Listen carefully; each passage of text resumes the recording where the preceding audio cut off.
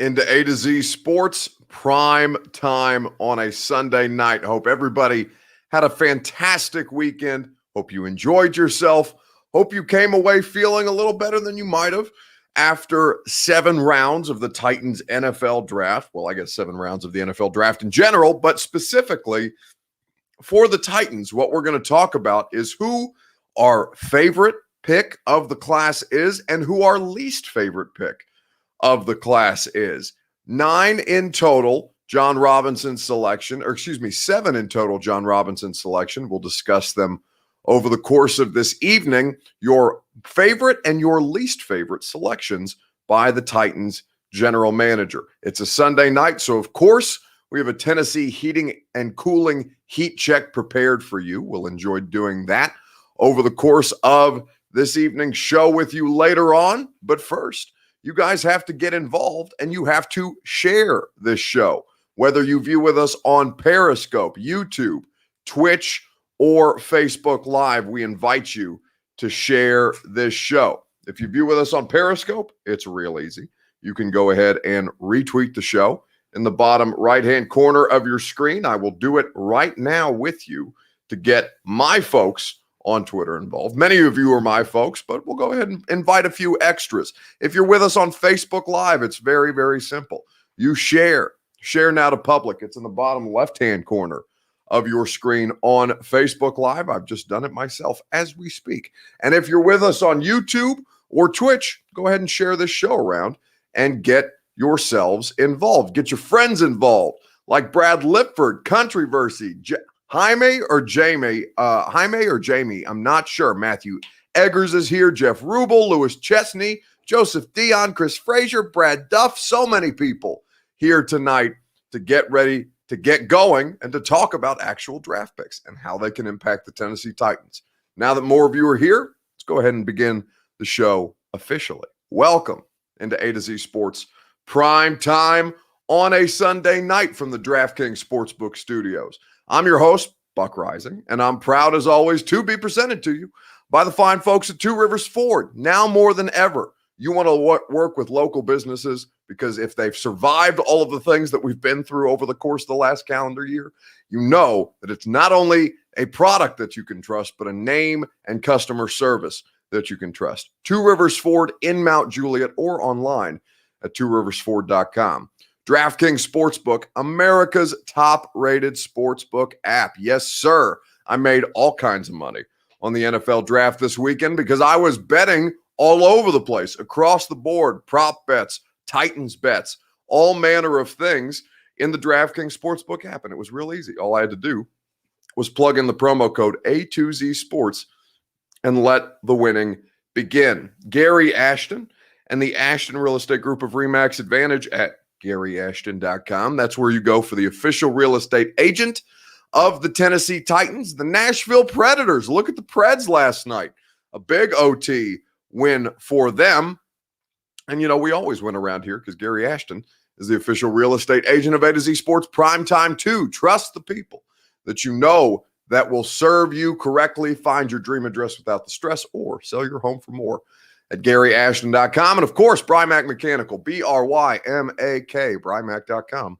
Satisfaction guaranteed on each and every one of your HVAC needs. Commercial, residential, Brymak Mechanical. That's where you go. So the Titans got their draft class together. We'll go through them together as a matter of fact.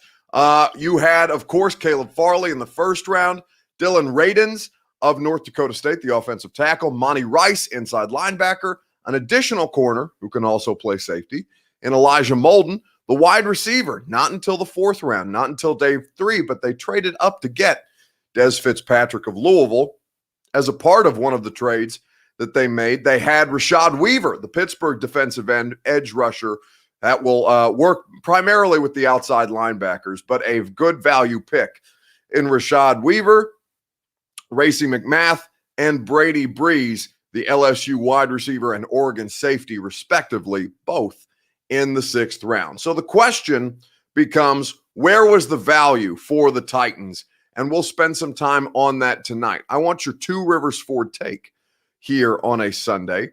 What is your favorite? We'll start with our favorites. We'll start with the good, and then we'll go with the less good. We don't want to call it bad because we don't know about these guys yet. But we'll start with the good, and then we'll work our way to the less good. Here on A to Z Sports Prime Time, what is your favorite Titans pick of this 2021 NFL class? Let me know on Facebook Live, on Periscope, on YouTube, and on Twitch TV. We will discuss at length together. What is your favorite selection by Titans general manager Jon Robinson on A to Z Sports Prime Time? Or tell us on A to Z Sports Prime Time, what was your favorite selection by J-Rob in this weekend's draft? While you guys do that, I will tell you about Two Rivers Ford, the name you know, the brand you trust, the non-commissioned sales staff that's going to remove any pressure from your car buying experience. That's what you get at tworiversford.com. The official headquarters of the 2021 Ford Bronco. My bank that I use is actually running an auto financing special.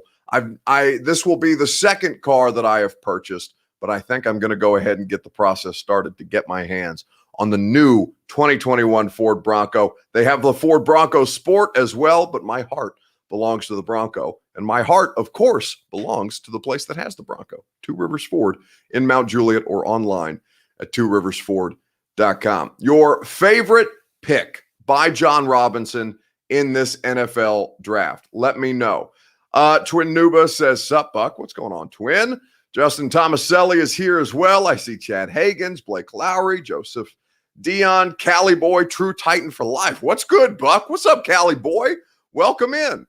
We're going to have a good show. We're going to have a great week. I feel, honestly, even though I worked all through the weekend, now that the NFL draft is back, Brad Duff says Buck is well rested and he isn't tired yet. 100% so. I should be tired because the draft is exhausting.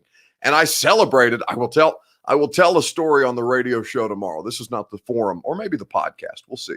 Something that allows me to expand on my night out a little more last night, because it was absolutely reckless. And it's been a long time since I've been out of my house that way. But now that I'm vaccinated, your boy was out in these streets. So I should be exhausted because I got zero sleep last night because the draft got done and I wanted to go party.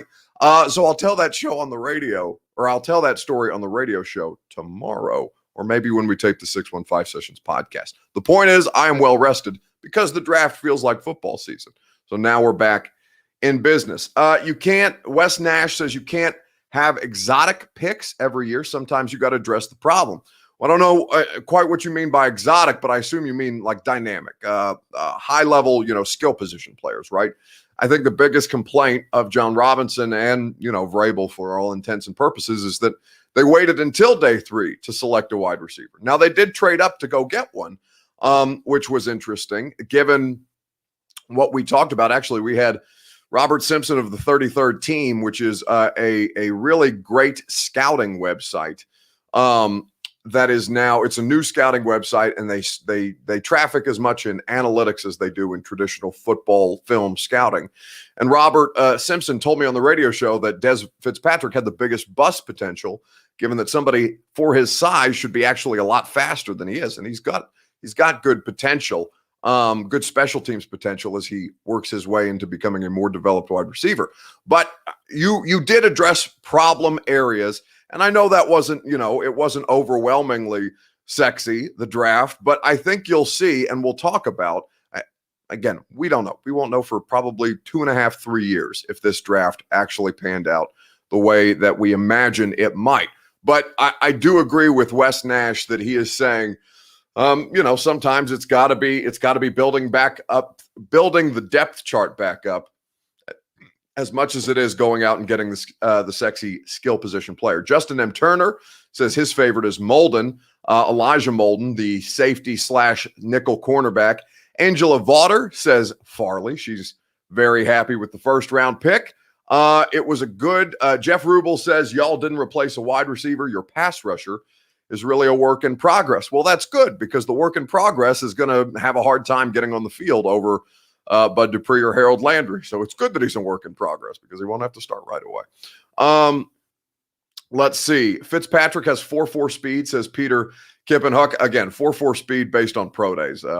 This is the fastest draft class in the history of draft class because everybody got to do it on their own terms. So I don't deny that he's fast, but he should be faster based on how he's built. Is basically what the I mean, you know, I don't want to dismiss analytics by calling them nerds, but the nerds say that he should be faster for his size. Lewis Chesney says this draft was a downer. Brad Lipford said, I would rate the draft overall at a 7. Got good depth, I hope, ? Let's see. Puka says better ranked wide receivers left when they got Fitzpatrick. That's true. I liked Tylan Wallace a lot. They clearly did not. Rhett Berrigan says J-Rob has to be playing chess because he's not making a ton of sense. Aside from addressing the defense, offense has understandably taken a nosedive on paper. Well, okay, like I when I did the pop-up on, what was that, Saturday morning, the Brymac broadcast outside of the Titans practice facility at St. Thomas Sports Park. I forget who it was, but somebody on YouTube accused me of being somebody who just consistently defends John Robinson. And I do understand why he said that, because maybe it's not a majority, but there was a loud minority of people who were upset with the way that John Robinson went about this draft. And I provided an explanation. Apparently that was not satisfactory enough, because I do understand what he was doing. The wide receiver thing, I think, is a little interesting, but I can only go off of I can't sit here and claim to know more about Tylan Wallace or Des Fitzpatrick than either Mike Vrabel or John Robinson. But they clearly valued the Senior Bowl in particular, because a lot of the guys that they ended up selecting, I believe 6 of the 8, after all things were said and done, they met with at the Senior Bowl, participated in the Senior Bowl. It was very, very valuable to them to be able to have that time to interact. Cohen says he would rather have Tylan Wallace over Fitzpatrick. I feel like a lot of people would say that is the case. Buck Crispin, oh, my namesake. Welcome in, Buck. Farley is his favorite. Robinson is a gambler. Simmons, Farley, both number ones with injury history. Vrabel was a gambler 2 years ago too, but he didn't have a defense he could risk anything with last year, like the defensive free agent signings when combined with the picks. I mean, I think, again, it's not overwhelming. But I think it's solid, and it addresses a lot of the issues that last year's roster currently had. In the minority, says El Boogie 808, but I liked our selections. Our offense will be okay. Well, I'll tell you who my favorite selection was, because it wasn't the first-round pick in Farley. In fact, it wasn't the second-round pick, the tackle out of North Dakota State. It wasn't really either of the third-round picks, and I'll tell you who that was. In fact, you'll hear from him here in just a second, right after I tell you about DraftKings Sportsbook, America's top-rated sportsbook app. That's what DraftKings Sportsbook provides to you. The hits literally keep on coming from one boxing event to the next. They grow in excitement and in anticipation. This weekend is no different, with 2 of the sport's most respected fighters stepping into the ring Saturday night. There is no better place to get in on all the action than with DraftKings Sportsbook, America's top-rated sportsbook app. For this weekend's fight, DraftKings is offering all new users a shot at turning $1 into $50. To celebrate this weekend's huge event, DraftKings Sportsbook is offering new users the opportunity to get 55-1 odds on either main event fighter to win this weekend's fight. All you have to do is download the top-rated DraftKings Sportsbook app now. Use the promo code A2Z Sports when you sign up. For a limited time, all new users can bet $1 to win $55. 55-1 odds on this weekend's main event. That's right. DraftKings Sportsbook is going all out for those of you who would be new to their service, to their app, by offering them the chance to win $55 when placing a bet of $1 on this weekend's big fight, only at DraftKings Sportsbook. Must be 21 or older. Tennessee only. Restrictions apply. See DraftKings.com/sportsbook for details. If you or someone you know has a gambling problem and wants help, call or text the Tennessee Red Line, 1-800-889-9789. DraftKings Sportsbook. Okay, who was your favorite selection in this Titans draft class? Of the 8 players selected, again, I'll run through them for you if you are unfamiliar. Caleb Farley in the first round, Dylan Radins in the second, Monty Rice, Elijah Molden. In the third, both fourth rounders, Des Fitzpatrick and Rashad Weaver, Racey McMath, and Brady Breeze, which both sound like fake names, both all-pro name division, Racey McMath and Brady Breeze in the sixth round. What I will tell you is that the first 2 days, the draft picks were fine. I was totally satisfied. I understand. I think the one that everybody has the most questions about is Monty Rice, the inside linebacker from Georgia. But in fact, I think that makes a ton of sense given where Rashaan Evans is contractually. They'll have to make a decision on his fifth-year option later or tomorrow morning, and where Jayon Brown is in his contract situation, basically on a one-year deal. I will tell you, though, that the first 2 days of picks did not hit for me as my favorite selection that they made. My favorite selection was their second pick in the fourth round. That was Rashad Weaver, the edge rusher out of Pitt. And what about the meetings with the Titans pre-draft? I'm sure you met with Coach Vrabel, and did the conversation come up what you did, the sack on Tyler Vrabel? So you're going to get me in trouble before I even ever get there. But, yeah, so I had some meetings with J-Rob and Coach Vrabel and Coach Crow and all them. And I think the second meeting I had was with Coach Vrabel, and I brought it up to him, and he just kind of – he laughed at me. He might have cussed at me or something, but besides that, it was good little laugh. And he said I had a good game, and his son will be a good player. He's still young, so excited for that too.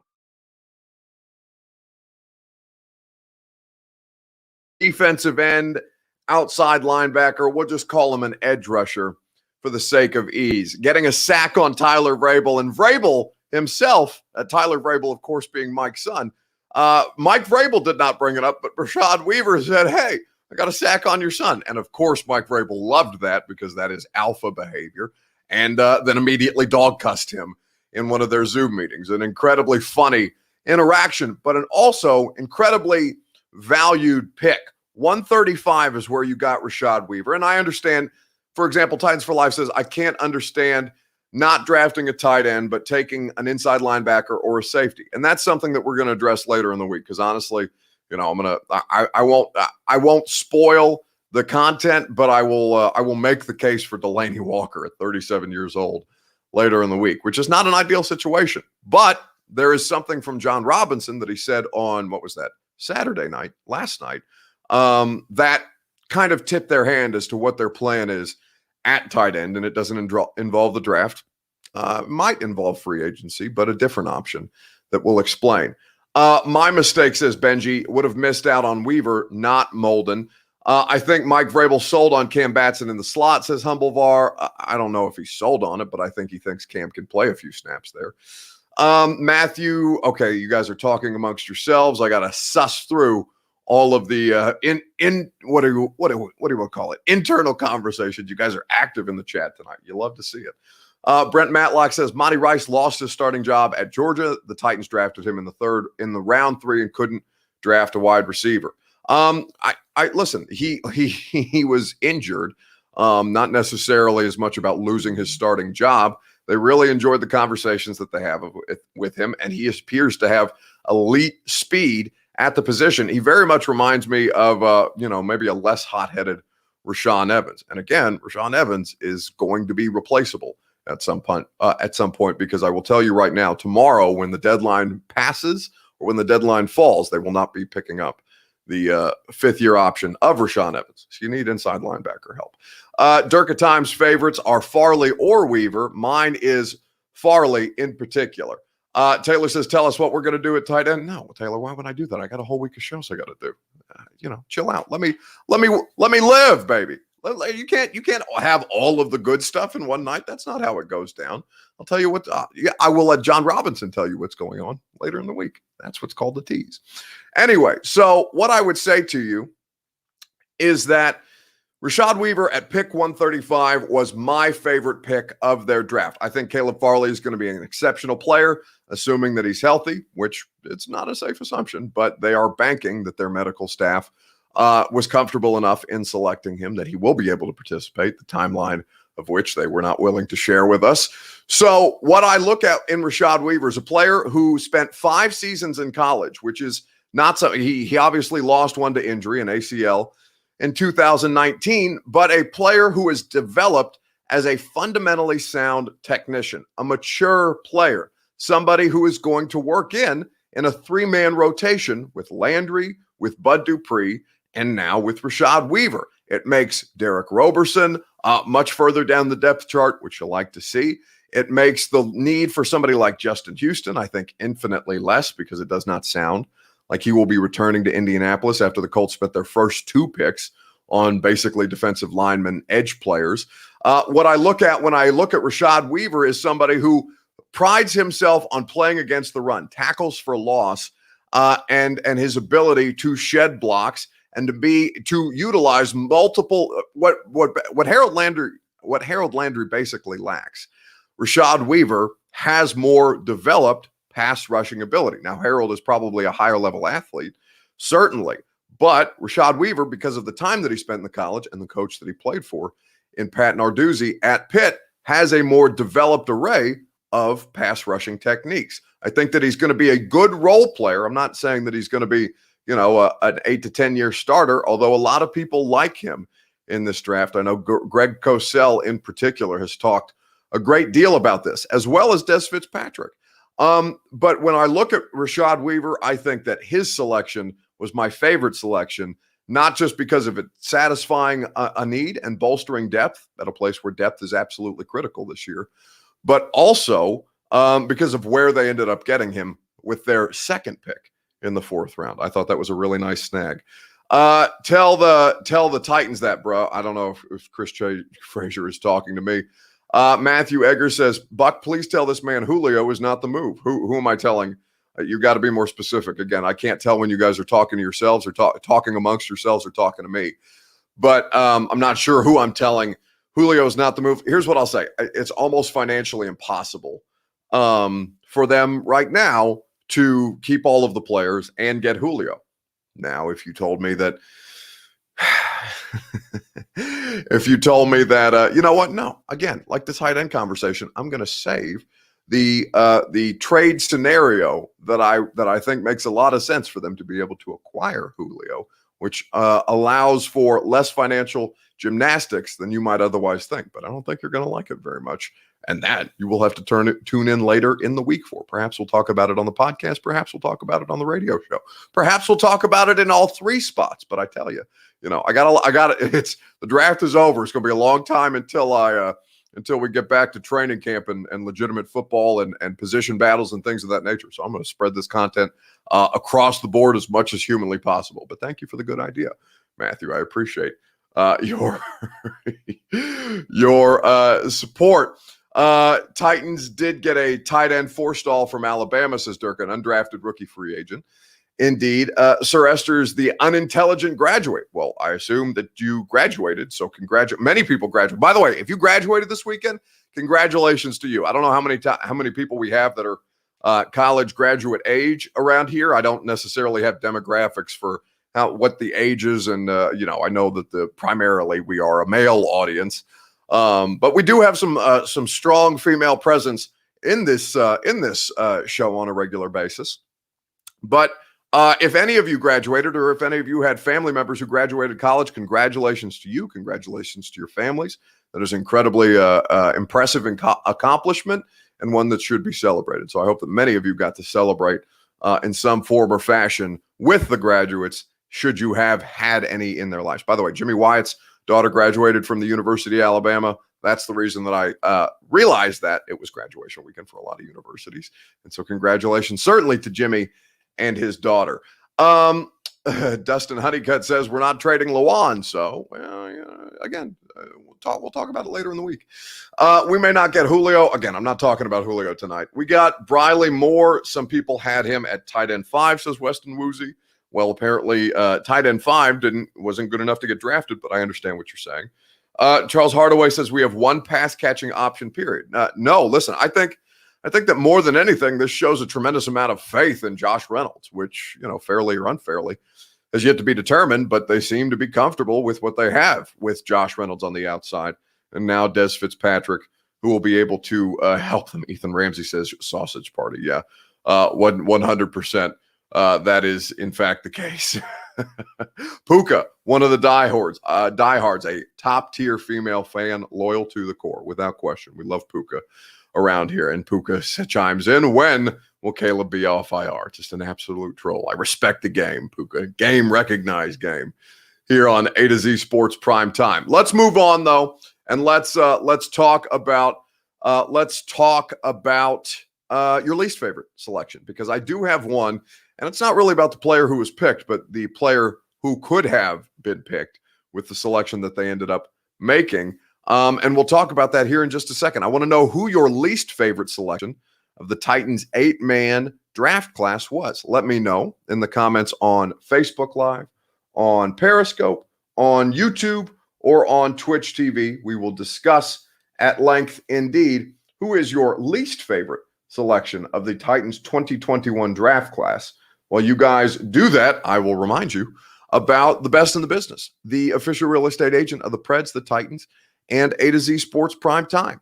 That is Gary Ashton and the Ashton Real Estate Group of RE/MAX Advantage at GaryAshton.com. They will set you up with your dream address without the stress. They will hook you up if you are trying to sell your home for more, with all of the buyers that are flooding the market here in Middle Tennessee.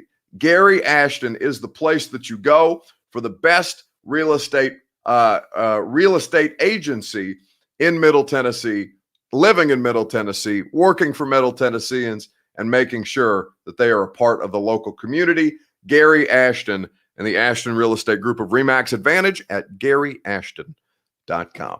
Gary looks like he's on another road trip. He bought an RV. It looks crazy. I'm very, very jealous that this man can just take off at any point and do the damn thing. But he will make sure that his team, his trusted team, will hook you up with the real estate investment that you desire. Least favorite Titans draft selection. Let me know on A to Z Sports Prime Time. Donald Red says there is no depth at receiver if something happens to AJ or Reynolds. That's it. And a concern, 1,000%, a concern at the wide receiver depth. Certainly. Chris Frazier says Rice, that's easy. Kevin H06 on Periscope agrees. Justin says, better not say Racey McMath. That is an all-time name worth the pick alone for his name. An additional wide receiver. And people kept, certainly LSU, the college that he played for, seemed to like Racey McMath a lot. Why shouldn't they? It is in their best interest to promote that Racey McMath got drafted from LSU. But I mean, he is a special teams player for certain. For certain, I combined shirt and certain for some reason. Anyway, I said sure and certain. That was a weird mix-up. Anyway. Racey McMath is an additional wide receiver, a 6th-round pick. We will see whether he is able of contributing or not. But he does make for an interesting depth conversation or competition conversation, given what else is on the roster. And there's really not much else on the roster outside of A.J. Batson and Josh Reynolds, because remember that Khalif Raymond and Adam Humphries are, of course, gone, as well as Corey Davis. Dez from Louisville was a reach. He was projected for the 7th round, says Donald. Brett Matlock says, agree, double game plan. AJ load up to stop the run and beat the Titans easily. Trevora says his least favorite was Farley. I think that's interesting. Rice for Zach Goodman. Brady Breeze from Oregon for Lakes Jets. Dez Fitzpatrick for Dustin Honeycutt. Dylan Radins, not Raggins, Brad Benson, but I understand who you're talking about. Dean Ward says, yeah, Rice. Least favorite, all but Farley, says Lewis Chestnut. So Lewis is out on all of the draft picks outside of the 1st round. Cosell loves Fitzpatrick's film, says Shovik. Yeah, he talks about him a lot. The LSU wide receiver is a gunner on special teams. Shovik says he compared him to Davante Adams, and that would be an incredibly good pick if it ends up being anywhere close to Davante Adams. But I understand that, well, at least when we talked to Dez Fitzpatrick, I guess that would have been on Saturday, early Saturday morning. Dez Fitzpatrick said that he models a lot of his releases that he uses to create separation off of Davante Adams' game. So that's interesting. Racey McMath also runs in the 4.3s. Maybe he can return kicks. Certainly, McMath and Fitzpatrick are going to factor into special teams. Also, you have the the running back from last year, and Darrington Evans, who possesses above average special teams ability. But my favorite is, and it's no slight against the player or the person, really. I'll explain my logic here in a second. But my least favorite selection of theirs was their final selection, which was Oregon safety Brady Breeze. Great name. Not what I would have done there. I'll explain more in a second. Yeah, what kind of interactions did you have with the Titans prior to getting drafted, Brady? And did you have any indication that they might end up taking you? Yeah, I had a lot of good Zoom interviews with some of the coaches, kind of through the draft process and stuff. Did a lot of Zoom and stuff, breaking down film, breaking down, special teams as well, defense, everything. But yeah, I definitely had a great feeling about the Titans. I really had a good connection with those coaches. And I feel like, they knew, that I took pride in special teams and that I took pride in defense and stuff like that.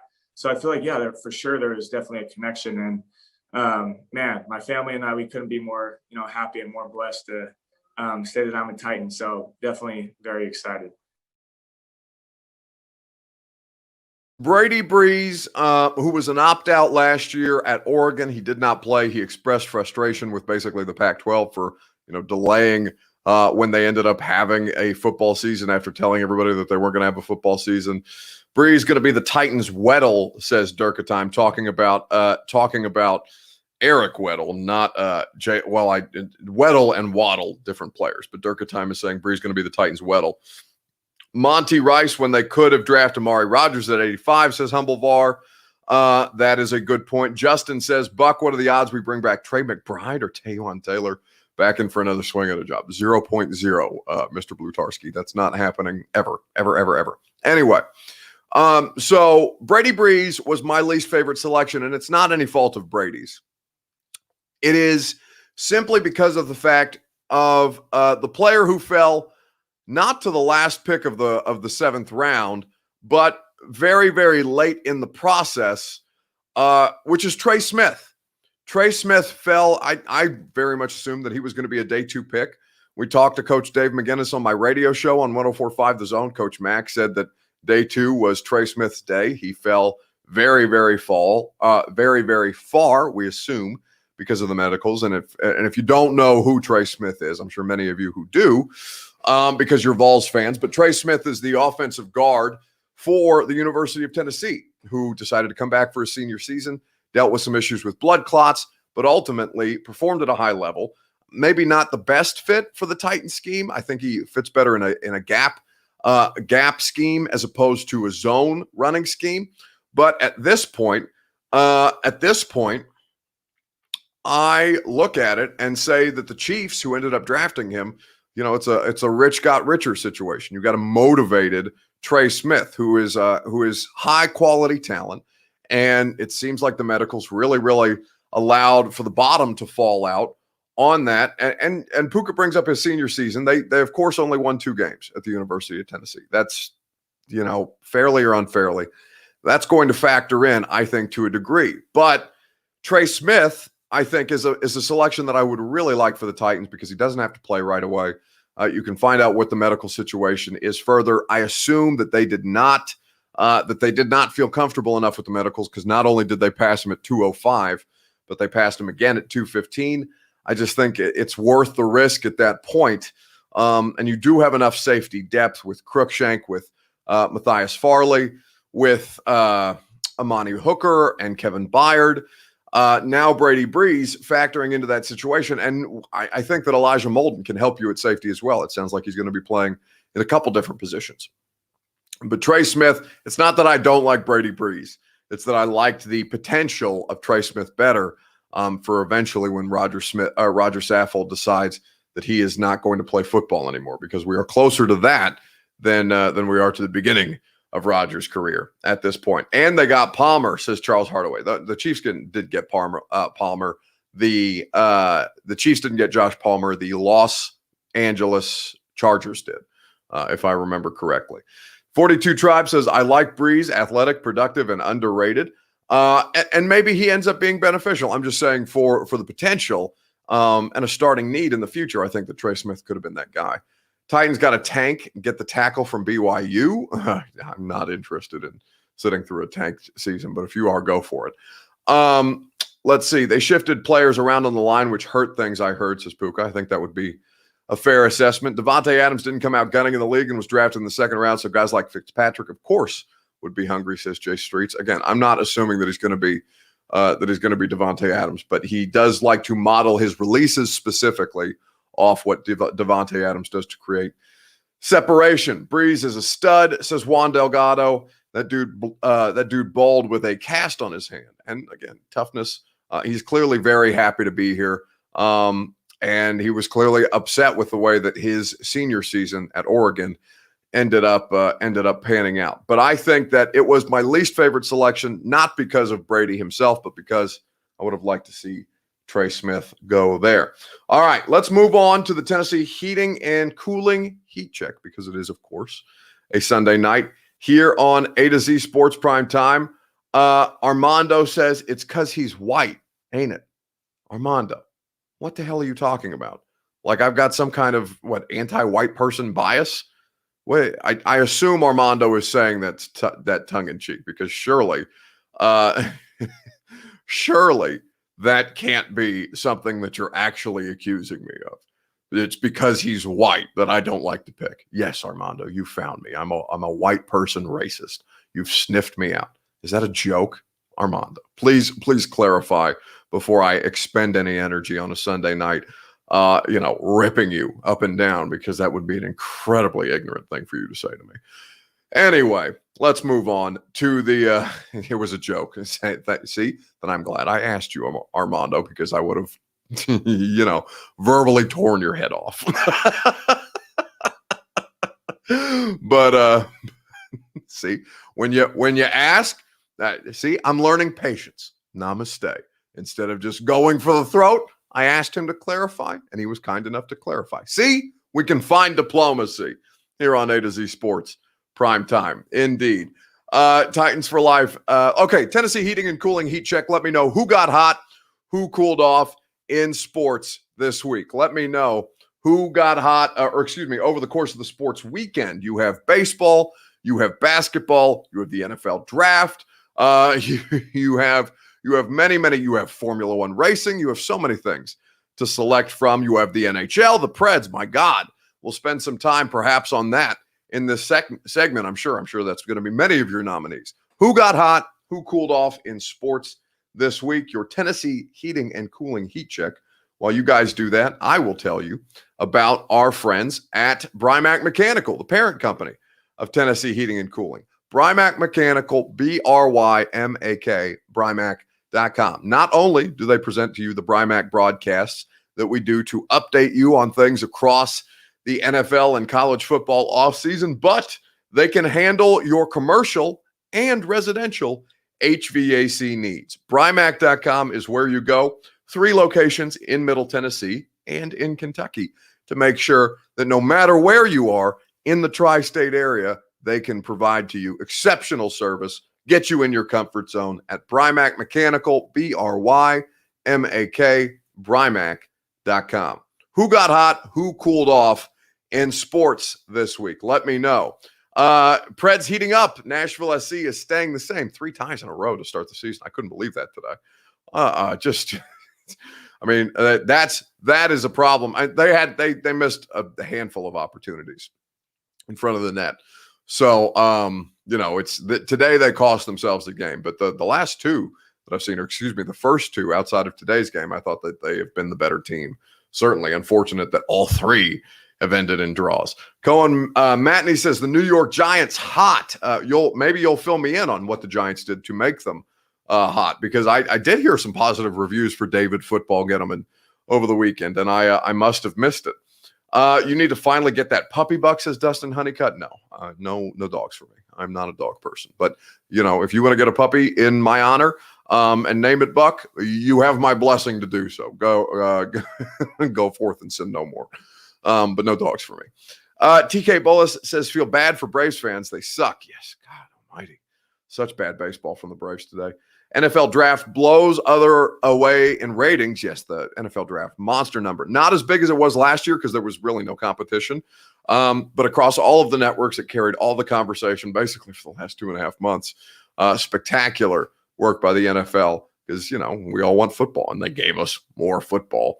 Let's see. Greek Freak and Lonzo Ball got hot, says Corey Smith. I haven't seen much NBA over the weekend, but I'll have to go check out what Greek Freak and Lonzo did.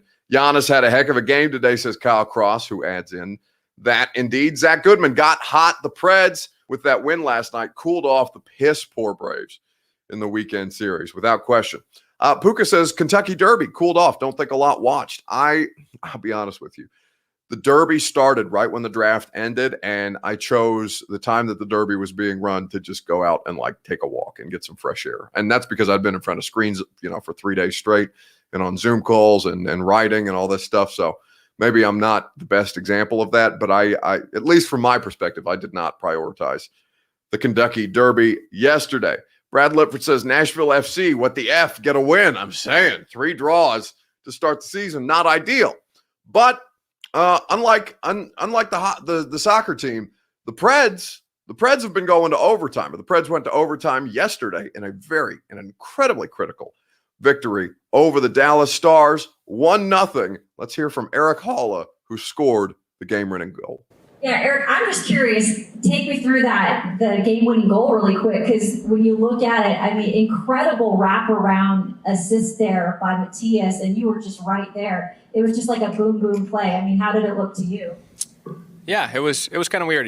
Duchesne tried to stretch pass, and I probably could have had a scoring chance off that. Just bounced over my stick there, and then we got the puck back, and I saw Eki had good speed, and he was going in there, and I had a feeling he was going to try the wraparound, and I was just trying to time myself, and luckily it hit right on my tape and back of the net, so it was a good feeling.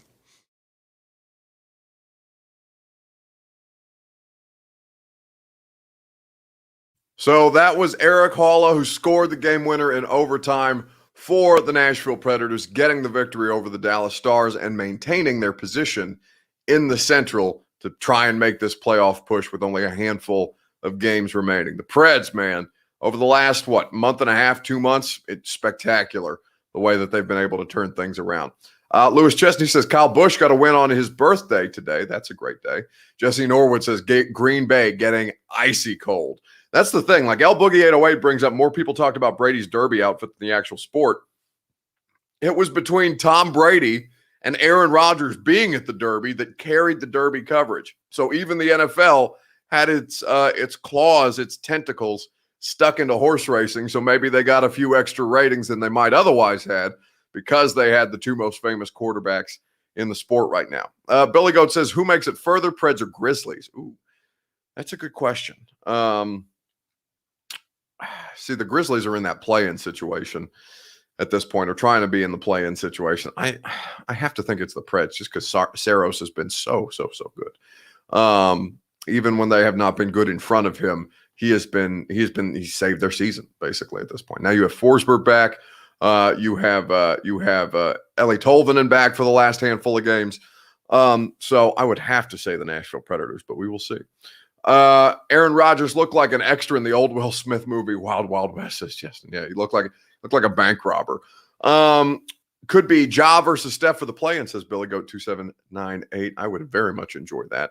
It would be a great time to watch. What has been maybe not a great, I hope you've had a great time watching tonight. I've had a great time being with you here on A to Z Sports Prime Time, and our week is just getting started. Tomorrow on the radio show, Trevor Sikkema of the Draft Network. We're going to go through all of the Titans selections. We're going to spend some time on what happened with Trey Smith, I'm blanking on Swain event. What is Swain? Jason Swain. My God. Jason Swain of the Swain event will be with us tomorrow on 104.5 The Zone. So we'll talk Vols, we'll talk draft, we'll talk Titans, and we'll talk about the Preds tomorrow from 10 to 1 on 104.5 The Zone, or in your favorite podcast app, Buck Rising on 104.5 The Zone. On the way out the door, get in my DMs on Instagram at Buck Rising, REISING. Just as you see it there, get in my DMs and send me questions for the Music City mailbag. We'll answer all of them on the podcast when it drops on Tuesday.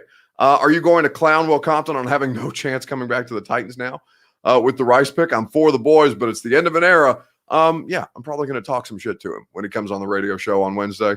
But it'll be a good time, and Will's a good sport. And he had he got his mind off things. I know he went to Nebraska's spring game over the weekend, so I'm sure he wasn't thinking about that at all when the selection was made. In the meantime, we'll see you guys tomorrow night at 8 p.m. Central Time or thereabouts.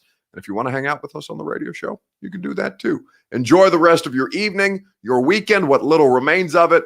And go forth into this week with great effort and great energy, because you have no excuse. I certainly don't, for being tired yet. Let's go. No!